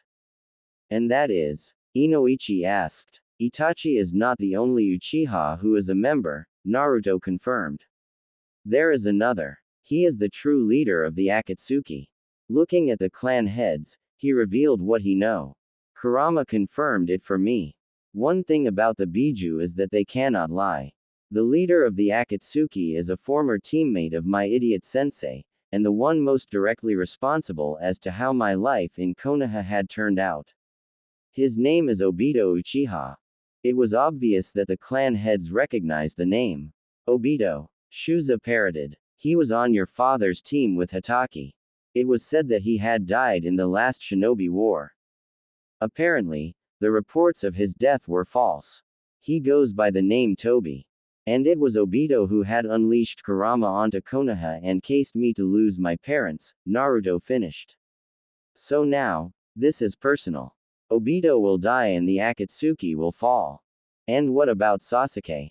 Hiashi asked. He shoved a Chidori into my chest, Naruto deadpanned. There is no hope or redemption for him. If he decides to become a threat, then I will have no problem in eliminating him as well. First things first, though. Neji Hyuga, come forward and remove your headband. Curious, Neji maneuvered his way around the others and stood before Naruto, the headband removed to reveal the caged bird seal in all its hideous glory. There are no slaves here, Naruto said as he began to go through a series of hand seals. And no slave calls the other master. Dispel. Seal destruction. He intoned, pressing 2 fingers against Neji's seal. Neji felt not a searing pain, but what it felt like to him, a mild discomfort as he felt that cursed seal purged itself from his body.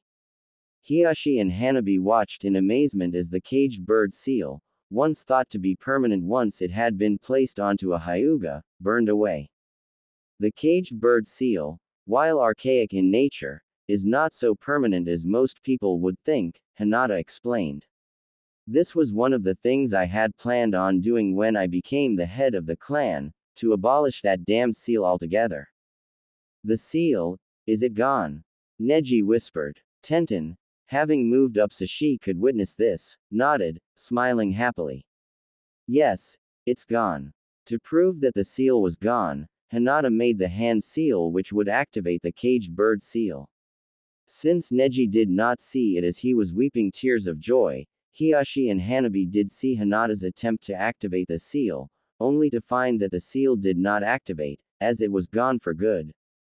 Being a Fuinjutsu expert does has its perks, Naruto explained, pulling out a scroll and handing it to Hiashi. This is the scroll detailing how to remove the seal from the branch members.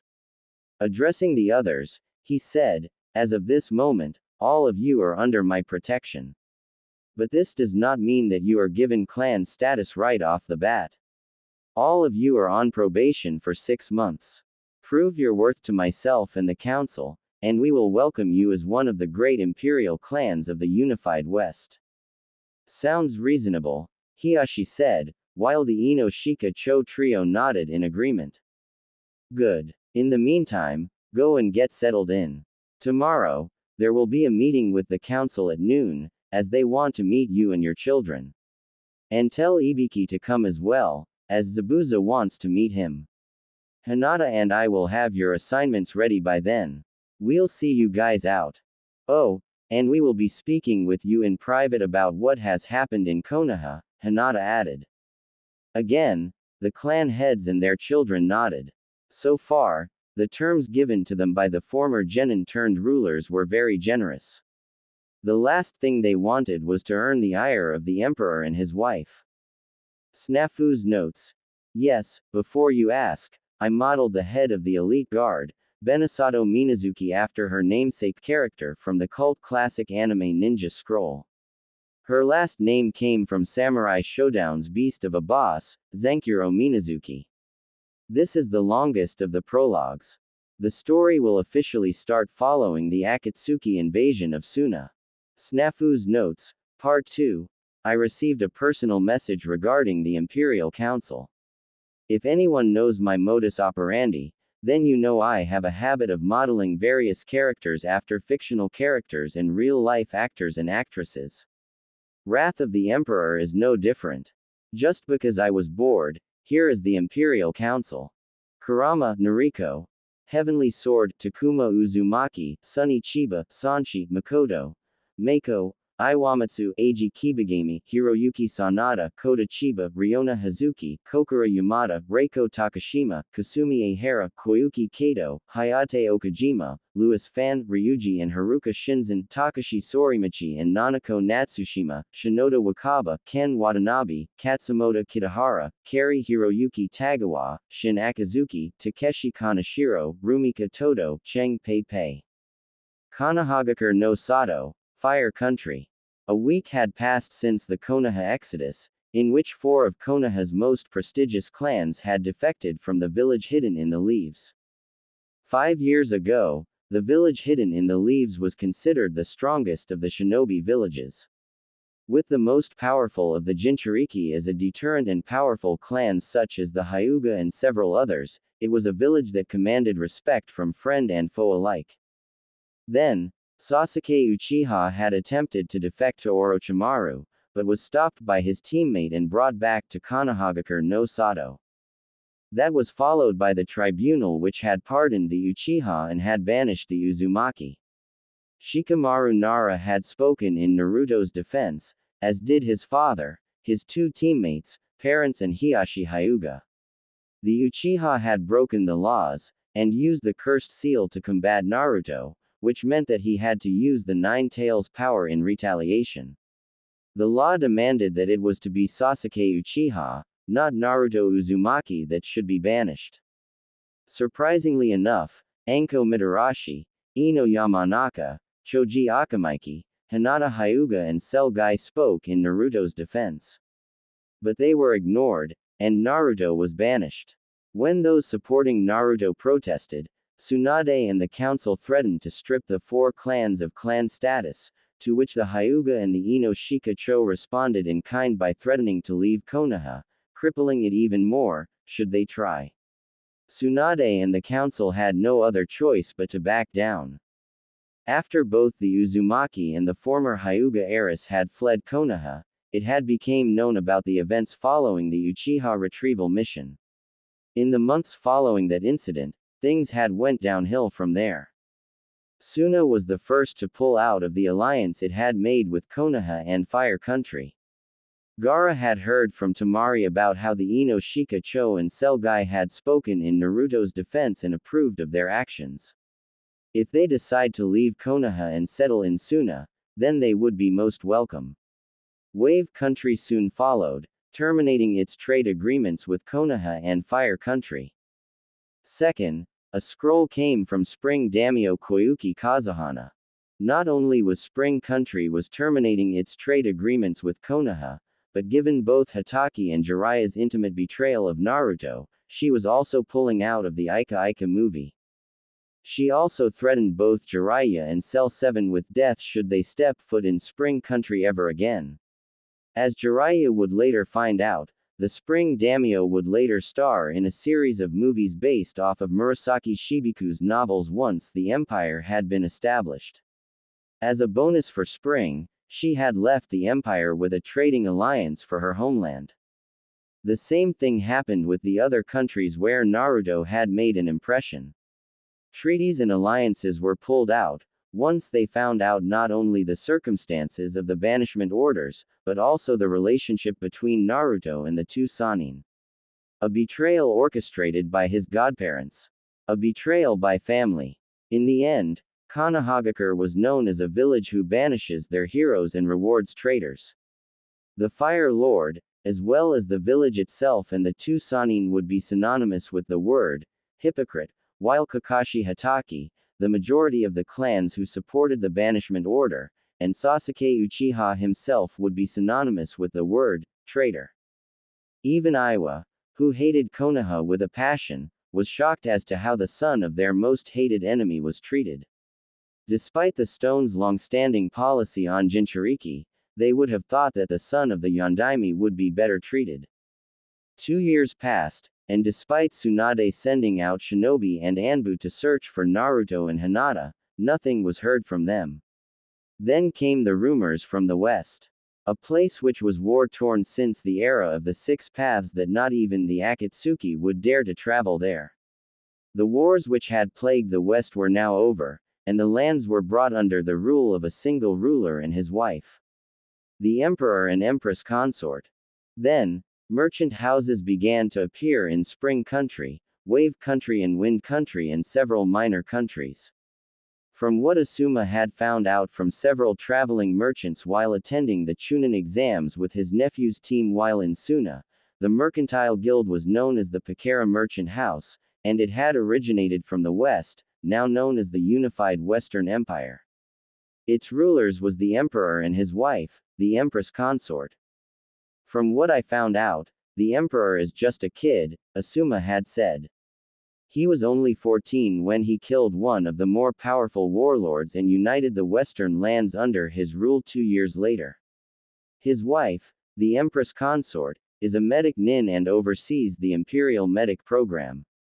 The Pakera merchant spoke highly of him. He is loved by the people and respected by shinobi and samurai alike. Out of everyone in the West, he is clearly the strongest. Sasuke Uchiha wasn't impressed. Then, 1 year after Asuma had given his report, Jiraiya reported that the Jinchuriki were disappearing. Yugito Ni was the first, but she had vanished around the same time Naruto had been banished. Then came the reports that Iwa had lost their Jinchuriki. And not long after that, A and B were overthrown by pro-Odo forces and they too disappeared. Fu from Taki had also vanished and the rogue mist ninja Utakata and his student Hotaru were also gone. Tsunade and Jiraiya had suspected that the Akatsuki had taken them, but in the back of their minds, they suspected that the unified West was the main culprit, as Jiraiya had heard that the Akatsuki did not have any of them through his spy. The only Jinchuriki left in the elemental countries was Gaara and he was the Kazakage of Suna. Second, the emperor had quite the interest in Wave Country, as Konoha had found out when they tried to send a force led by Kakashi Hatake to force Tazuna and the Wave Council to re-establish relations with Konoha and to change the name of the bridge from the Great Naruto Bridge to the Great Uchiha Bridge. Upon reaching the bridge, they arrived just in time to see the bridge detonate from the multitude of exploding tags, once again separating Wave from Fire Country. Disappointed, the Konoha shinobi returned home. It was also known that a high-ranking official and his wife, a man dressed in black, conducted inspection tours of the Pakera merchant house branches in the east. Konoha jumped at the chance to find out the identity of the mystery ruler and his wife. Danzo Shimura had sent 2 squads of his elite root Anbu to retrieve the emperor and his wife. He did not take into consideration that the man in black would have a crack team of bodyguards consisting of shinobi and samurai guarding them. Jiraiya had came along to watch from the shadows, and watched in shock at 8 warriors took apart 12 of Danzu's elite Nei forces while the man in black and his wife merely sat back and watched while drinking their tea. Much to Jiraiya's dismay, the man's face was concealed by a black cage-style hat, while the woman's dark bangs concealed her eyes, so identification was a bust. Danzo was furious. The Nei he had sent was the cream of the crop, and the elite guards, the mystery man's bodyguards, had crushed them without breaking a sweat. Jiraiya had reported to the council that the elite guards were, if not, even more skilled than their Tokubetsu Junin. 6 months after that, Jiraiya had received word from his spy network that Orochimaru was seen lurking near the Fire Wind border with Kabuto, checking out the Pakera outpost, located about 5 miles inside Wind Country. There, he witnessed from the shadows both Kabuto and Orochimaru get their handed to them by who he managed to identify as the commander of the man in black's bodyguards. When Orochimaru summoned Manda, she responded by producing her own summon, a massive, 7-headed serpent which was even bigger than Manda. Orochimaru, Kabuto and Manda were forced to retreat. It was then decided that Hatake, Yamato and Sasuke Uchiha, the latter having been taken as an apprentice to Danzo, was the best chance that Konoha had in getting the information needed from the mystery man. Jiraiya's spy network had tracked the man in black to Tea Country, where one of his elite guards was competing in a taijutsu tournament. By this time, the man in black was well known, even to the point that a group of S-class missing ninja from Kumo and Iwa tried to kidnap him for ransom, and had also tracked him to Tea Country. And as Kakashi, Yamato and Sasuke bear witnessed, the man in black himself was a highly skilled fighter, as he brutally killed the S-class group of missing nin easily. Missing ninja that could even give Konoha some serious problems. Even more so, he killed them all without breaking a sweat. From Kakashi and Yamato's reports, Sasuke had initiated combat first, followed by Kakashi and Yamato. Despite both Sasuke and Kakashi wielding the Sharingan and Yamato using the Mokoden, the man in black had brutally beaten all 3 men down.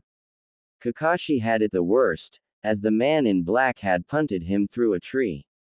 Yamato was out of the running with a broken leg, leaving Sasuke to fight the man. It was Sasuke himself who was privy as to who the man in black was. The man in black was the Emperor of the unified West. Once Jiraiya had confirmed it, Tsunade had rescinded her orders in bringing the man in, as the last thing she wanted was a war that could easily spell disaster for Konoha. But the council was not convinced, and there was a group of Pakera merchants in the village. Deciding to hear it from the horse's mouth, Tsunade summoned one of the merchants in for questioning. Konoha Council Chambers. The merchant in question was a former kunoichi named Sachiko Asahina. Following the Unification War, she had left her unit at the age of 27 and had signed on to the Western Empire's Intelligence Division, which ultimately led her to the east, her assignment being Fire County. Her cover was that of a kunoichi turned merchant working for the Pakera Merchant House's outpost on the Fire Lightning border. But in truth, she never did retired from duty. She also had a paltry bounty of 25 million ryo placed on her head, given her role in killing a group of bandits who had tried to raid the Pakera merchant caravan while on the road to the fire capital. From what Konoha knew about her, she held a bloodline, fire release, allowing her to wield purple flames. Twice a week, she and her entourage of Pakera merchants would travel to Konoha. She was also loyal to her emperor to the point that she nearly blew her cover when she ended up arriving on the anniversary of Naruto's banishment. Fortunately, her coworkers had managed to calm her down. So imagine her surprise while packing up the stand and preparing for the trip back to the fire capital. She was summoned to the Hokage Tower by 3 members of the Anbu to face the Konoha Council. Jiraiya was also present, watching from the sidelines. The years had not been too kind on the Sannin. Once his role in Naruto's betrayal had become known, his reputation had went down the gutter. Through Daimyo Kazuhana, his Ika Ika series had stopped selling throughout the elemental countries, the Ika Ika movie would not be made. In his last mission, Jiraiya had narrowly survived. While investigating the Akatsuki, Jiraiya was ambushed near a Megakure by Konan and the 6 Paths of Pain. Despite his senjutsu and his toad summon, Jiraiya had nearly died in the encounter. Last, his Ika Ika series had lost its popularity due to a new series of romantic novels and poems emerging from the West through the Pakera merchants by Murasaki Shibiku. Much to Jiraiya's dismay, Murasaki's novels were a lot better than the raunchy Ika Ika series. So much so that Koyuki Kazuhana had signed on to do the movies. Tsunade looked at the former kunoichi, easily identified by her crimson flak vest and her ninjutsu, which was strapped to her back. Sachiko looked back at her with a bored, yet curious expression. Also present was Kakashi Hatake and Sasuke Uchiha, the latter looking at her like she was a piece of meat. The slug sage cleared her throat. First off, thank you for coming to this meeting. You are not in trouble of any kind. We just have some questions we would like to ask of you. Sachiko shrugged her shoulders. Shoot. First off, what's your name? Tsunade asked. Sachiko Asahina, former captain of the Imperial Defense Forces, 3rd Battalion, 7th Division, 1st Squad. Now, I'm a merchant with the Pakera Merchant House, Sachiko replied. A merchant, yet you are armed and wear the flak vest of a ninja, Koharu pointed out. I wear this as a badge of honor. To remind myself that even though I am a merchant, I will always be a ninja, Sachiko replied. The katana is for self-defense. The shinobi could respect that, Danzo included. An Anbu handed her the picture of the disguised Naruto in his man in black outfit and the disguised Hinata in her cheongsam dress, a rose in her hair, but her face was away from the picture, so identification was impossible. Can you identify the couple in the picture? Tsunade asked. Of course, Sachiko replied. That's the Emperor of the West. The woman is his wife, the Empress consort. Whispers and murmurs were heard throughout the council chambers. Do they have names? Danzo asked. They do, but I am under orders not to say it. To ensure this, there is a seal on my tongue which keeps me from speaking their names. The emperor and his wife has many enemies, and there are those in the east who wish to make a name for themselves by eliminating his imperial majesty and take his throne. His clan is virtually the richest out of all of the clans in the west. That was understandable to the gathered shinobi. That's not good enough, Asuna Haruno snapped. Tell us their names. Sachiko turned to the civilian council member. You don't like that? Tough shit. I answer to the emperor and the empress consort, not you. How dare you? Asuna shouted, rising to her feet. You will tell us their names right now, or else we will have you arrested. Haruno, sit down, Tsunade ordered. Leave it to the hot-headed Haruno to antagonize their guest. But, Asuna sputtered. Shut up and sit down. The Godime bellowed. The sheer will alone made Asuna collapse into her seat. Once Asuna was properly humbled, Tsunade turned back to Sachiko. I apologize for Representative Haruno's behavior. Apology accepted, Lady Hokage, Sachiko replied. I take it you want to know more about the boss. The boss, Tsunade repeated. It's a nickname we have for the emperor, Sachiko explained. It goes back during the days of the Unification War. To answer your question, yes, Tsunade replied. We would like to know more. He's tall, 6 feet even, reddish blonde hair, blue eyes. But when he uses his bloodline, they turn to purple with a ripple-like pattern. Likes to wear black, which earned him the nickname, the Man in Black. I fought alongside him and his wife in the Unification War, back when he was a teenager. You mean, Sum began. Sachiko nodded. He unified the lands and became emperor when he was 16 years old. That was 2 years ago. Quite an amazing feat for a kid. Both he and the lady married during the final battle at South Ichiyama. Sasuke snorted. Had I been in command of the imperial forces, I would have ended the conflict much sooner, as I am an elite. Sachiko turned to the Uchiha with an innocent smile. I seriously doubt that. Word has spread that you and 2 other Junin-level shinobi had been defeated at the boss's hands. This after he had killed a group of S-class shinobi. So much for being an elite. What can you tell us about his wife? Shibi Aburame asked, quickly diffusing the situation while Kakashi ordered Sasuke to sit down. His wife is no slouch. She is highly skilled in taijutsu and medical ninjutsu. She is also the founder of the Imperial Medical Corps, which produces top-notch medics for both shinobi and samurai. In the meantime, something had clicked in Jiraiya's head. Sachiko had said that his eyes were purple, with ripples, a sign of his bloodline. Kakashi and Yamato said the same thing in their reports. He then asked her, Your emperor, the bloodline you described, purple eyes with ripples. Yes, Sachiko confirmed. The emperor wields the most powerful of the dojutsu, the Rinnegan. As he is a direct descendant of the Six Paths Sage, the bloodline passed down to him, thus earning him the nickname, Emperor of the Six Paths.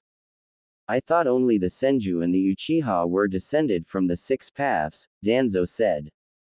The Six Paths adopted the ancestors who would become the Uchiha and Senju clan founders, Sachiko calmly explained.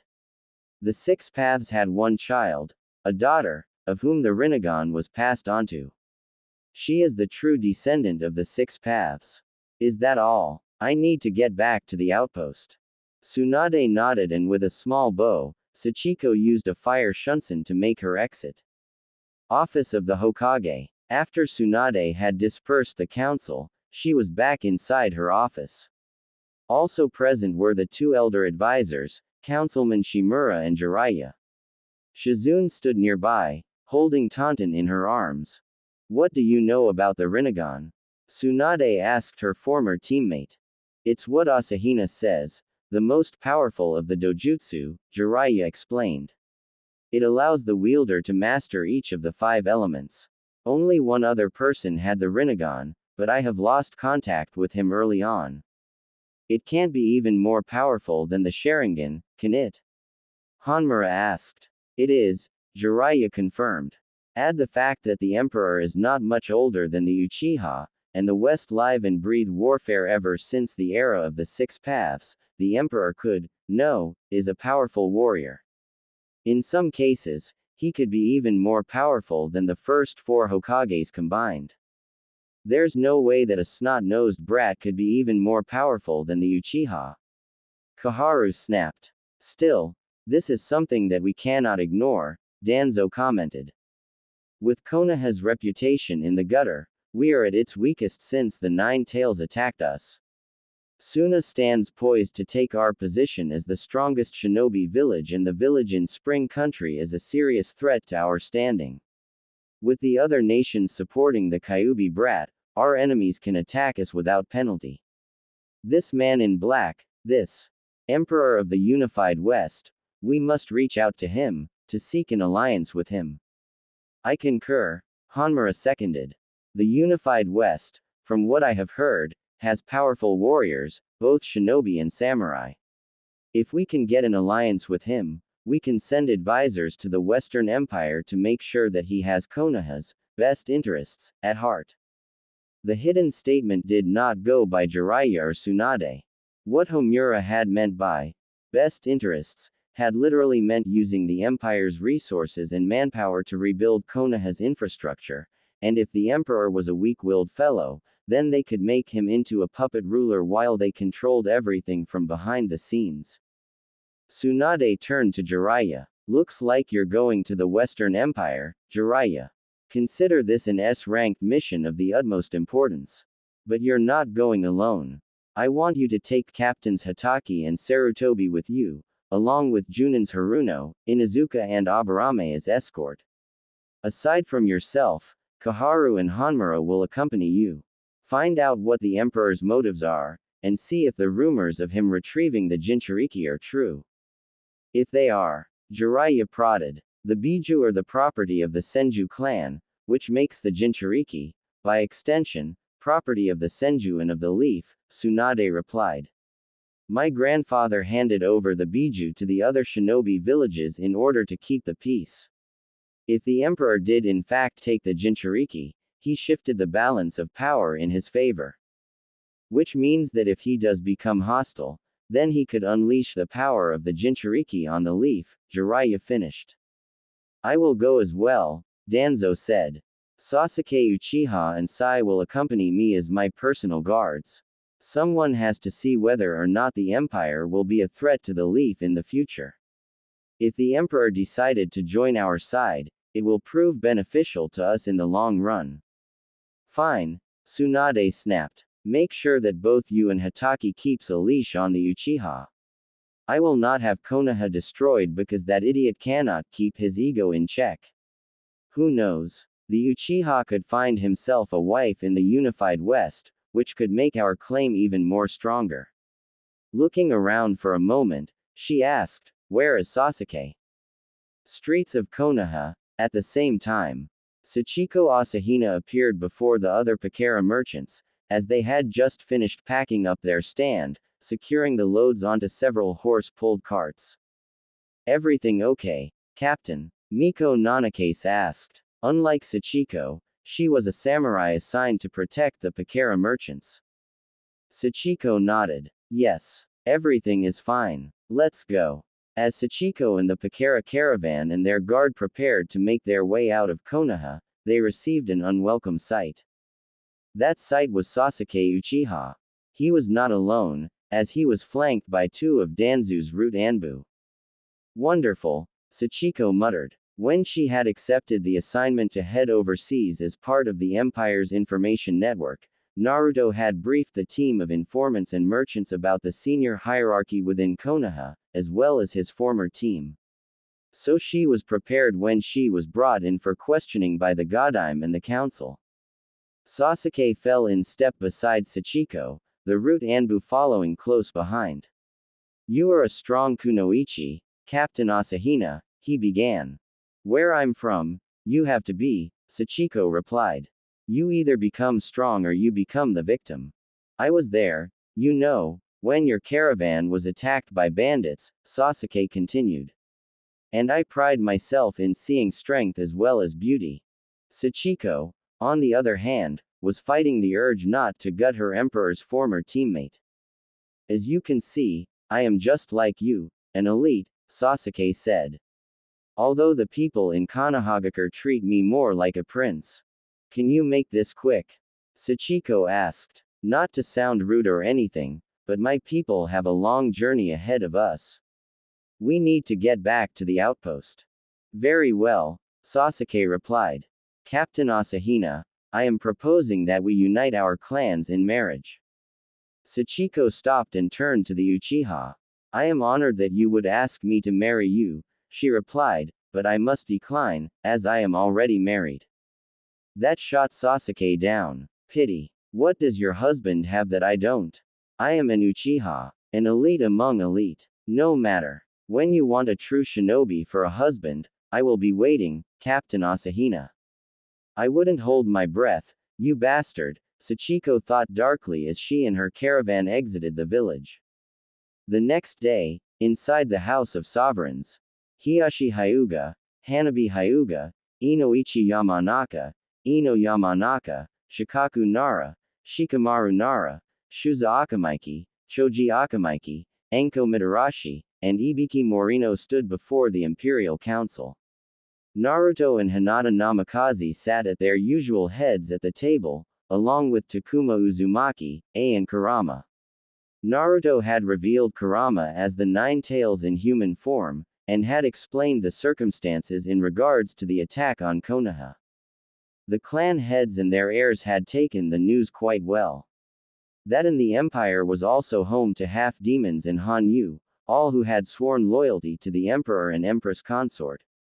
Zabuza Mamachi was also present, the mist swordsman turned demon brigade general wishing to meet the legendary Ibiki.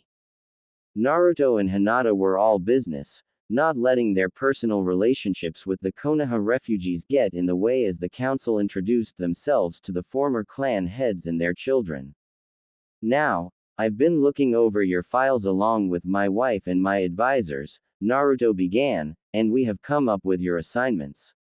First off, in order to do your job, you are all hereby promoted to Junin. An aide appeared before the refugees, holding several hitai atesh on a small tray. Hiyashi, Hanabi, Ibiki and both generations of the Ino Shika Cho each retrieved a hitai 8. Once the aide was gone, Naruto continued with the meeting. Ibiki Morino, Yu, Enko Mitarashi and Inoichi Yamanaka are assigned to the interrogation division. At that moment, Zabuza stepped forward. This is General Zabuza Mamachi, commander of the Demon Brigade, and head of the interrogation division. Inoichi recognized the name. You're the Demon of the Mist. That I am, Zabuza replied. But I prefer the Demon of Kimen. The chief has spoken highly of you, Yamanaka. Turning to Ibiki, he said, Morino. So we finally meet in the flesh. I've heard of you as well, Mamachi, Ibiki replied. I just wanted to say that I am a big fan of your work, and I can't wait to see you in action, Zabuza said. Here, we are in the business of interrogation and torture. And let me tell you that here, business is good.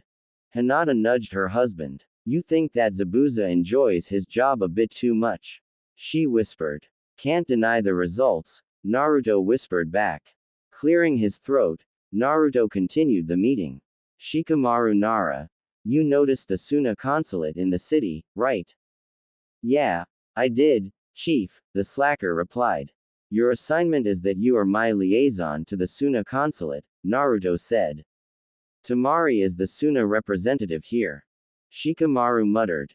Troublesome, under his breath, but accepted the assignment.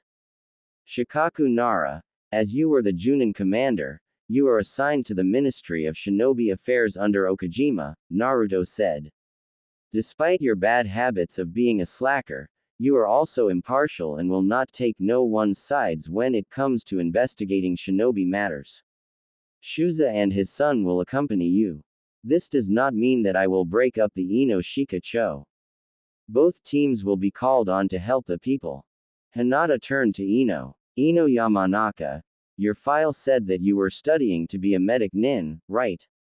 Yes, Lady Hinata, Ino replied. The Imperial Medic Corps has produced top-notch medic nins and combat medics, Hinata explained. Matsuri of Suna was a protege of mine, as she is now the head of Suna's medic program. If you wish, you can study under me. Ino nodded her head in approval. I'd be honored, Lady Hinata, she gushed. Hinata turned to her father. Since it's only fair for one of my husband's clansmen to serve as an advisor, I talked it over with the others and they agreed to offer you the chance to join the advisor staff. I accept your offer, Hiyashi said. There is still the matter of your position within the clan.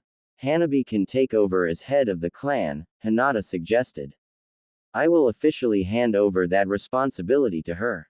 Hiyashi nodded. And the other Hyuga, they will serve as part of the military police force patrolling Kimen, Naruto replied. There's something else I want to know. What were the views on the other Junin senseis?